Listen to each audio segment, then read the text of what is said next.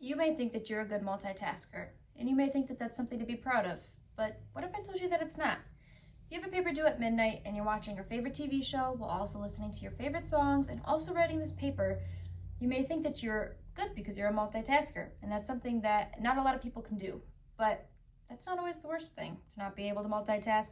Multitasking is actually more harmful than you may think. Think about it like a computer with multiple tabs open.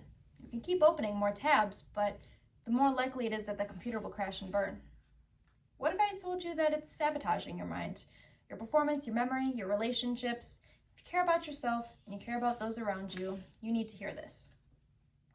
I used to do this a lot. I work full time. I'd want to come home and watch a new season of a TV show that just came out, while also listen to a new album my favorite artist just put out. But then I also realized I had an essay due at 11:59. Now it's 11:30 and I'm speed writing it, but for some reason I can't pick up the remote to pause my TV show and I can't pause Spotify. I think that multitasking is better and it's making me a more productive human by being able to split my brain up into a million different pieces, but I would have had that paper done in an hour rather than 6 if I would have just given it all my attention.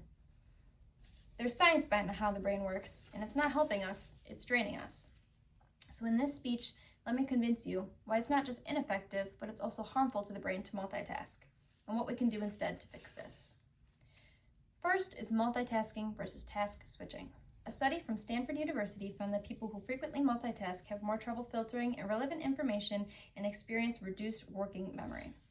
I definitely experienced this. In my last year of high school, I was doing so many things at once, trying to get everything ready for graduation, and I was failing at a lot of things in my assignments. I would be trying to complete an assignment while also having a social life, while also catching up on my favorite TV shows, and my memory just was giving out. I couldn't remember simple things that I knew, and I wasn't passing as many quizzes, which the questions seemed fairly easy, but I couldn't give my full attention to these things, and that really made me struggle. Your prefrontal cortex is the science behind this. Your prefrontal cortex is the part of your brain that makes decisions, and it's designed to give all of its attention to one thing, to one topic. So when you're doing an assignment, your prefrontal cortex wants to give all of its attention to that one assignment. And when you try to split it up, that's not what the prefrontal cortex is used for. Think about it as reading 2 books. You want to read a chapter of both of them, so you read one page of one page of another, back and forth until you complete a chapter of both. At the end, you're not going to remember anything that happened between those 2 chapters. And looking at it from a different view, you would have been a lot more productive to just read one chapter of one book and one chapter of another, and you might have actually retained some information. The American Psychological Association says that task switching can waste as much as 40% of your productive time. So if you spend 5 hours studying, listening to music, scrolling on TikTok, while also, trying to get things done, 2 hours of that are lost in mental shuffling, and you're working twice as hard to get half as much done. Second, why do we keep doing this if it's so bad? The short answer is dopamine. It feels good. Every time we get a new notification on our phone, dopamine is released. It's a chemical that is a reward. It's meant to make us feel good. So it tricks our brain into thinking that we're accomplishing something when really we're exhausting ourselves. Anytime that we complete a paper right before it's due, we feel good about it because we're really happy that we got it done. But in reality, we would have had it done so much sooner if we would have given it our full focus instead of multitasking or attempting to split our brain up into a million different places to get more done. We're not actually getting more done. A 2013 study from Computers and Human Behavior found that people who multitask with media feel emotionally gratified, but also report lower academic performances and higher stress.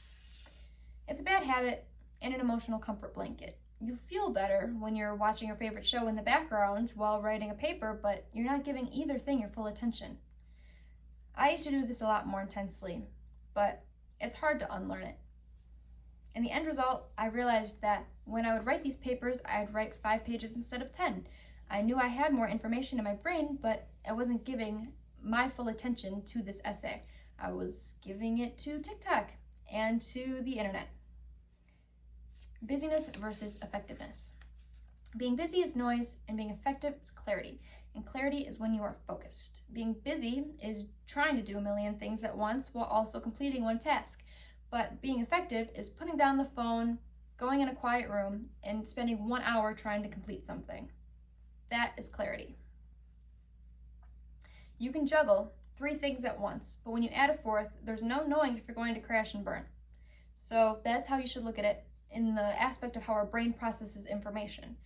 You can try to do as many things at once as possible, but when you add too much information, you're overloading your brain into crashing and burning, just as juggling would be. And if you care about how you're perceived, you should picture this. There's a huge accomplishment. You just got a job that you've been working so hard towards, so you go to tell your friend whose opinion you care about the most, but they're scrolling on their phone, not quite paying attention, and now that we know the science behind the prefrontal cortex, we know that they're not really giving their attention to us or to their phone. They're trying to divvy up the information, and their brain can't process it. They're not giving you the time of day, and it doesn't feel good. Harvard Business Review reports that multitasking during conversations makes you appear less empathetic, trustworthy, and persuasive. That matters. Credibility matters, and perception matters.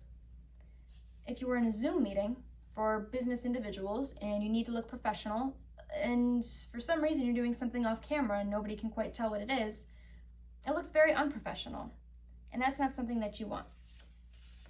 Those who command a room, those are the ones that make you feel like you're the only person in that room and can keep you focused as well as themselves focused. They don't try to complete 5 different things at once because it's chaotic and it feels chaotic. Lastly, there is good news. You can change this with a little bit of attention and awareness. So the next time you reach for your phone while you're watching your favorite movie, ask yourself why. What am I benefiting from this? What do I gain? Try the Pomodoro technique. Set a 25-minute timer, focus on one thing, put down all other electronics, and take a 5-minute break once the 25-minute timer is up. You can adjust the times according to whatever your schedule is and repeat it as much as possible. But you'll learn that you'll get more done in those 25 minutes than you would in 1 hour of multitasking. When you're doing any sort of speech or conversation or anything in front of a group of people that involves others and not just yourself, hold eye contact and avoid disregarding what the other people are saying and thinking about what you're going to say next. I do this a lot when I'm giving speeches. I think about my next sentence instead of the sentence that I'm currently on, and it causes me to stumble on my words and appear like I'm not interested. I can say that I've definitely come a lot further from this when I look back at my old speeches, but I'm still trying to improve on this in conversations and in my social life. Focus is our most powerful tool, and it's not easy, but it's a healthy habit to get into. So let me be totally honest. I did listen to music while writing this speech, but like I said, it's not an easy thing to come out of. You deserve to be present for you and for those around you. Experience life fully, nourish your brain, and live healthier.